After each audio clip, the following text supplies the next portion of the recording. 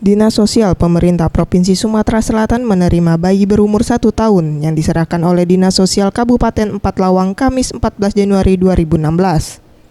Sebelumnya, bayi tersebut ditemukan oleh warga di pinggir rel kereta api yang berada di Desa Salin, Kabupaten 4 Lawang. Saat ditemukan kondisi bayi dalam keadaan sakit dan kemudian dirawat oleh pihak Dinkes Kabupaten 4 Lawang selama 3 bulan. Namun karena keterbatasan biaya dan sarana tempat tinggal, akhirnya pihak Dinsos 4 Lawang menyerahkan bayi tersebut ke Dinsos Sumsel. Belman Karmuda, PLT Kepala Dinas Sosial Sumsel mengatakan, selanjutnya bayi yang diserahkan oleh pihak Dinsos 4 Lawang ini akan dirawat oleh pihak panti asuhan di Sumsel, sampai orang tua bayi mengambil bayi tersebut. Ini secara administrasi dari kepolisian, dari kesehatan, dinas kesehatan dan rumah sakit sudah ada dokumennya lengkap.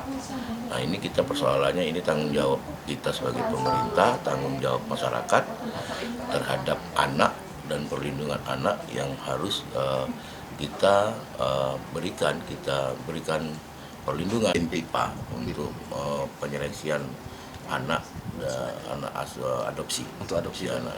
Prosesnya melalui dinas sosial, permohonan melalui dinas sosial, nanti yang memutuskan pengadilan. Tapi secara administrasi itu melalui dinas sosial, baik itu persyaratan orang yang akan merawat anak ini dan yang lain-lain.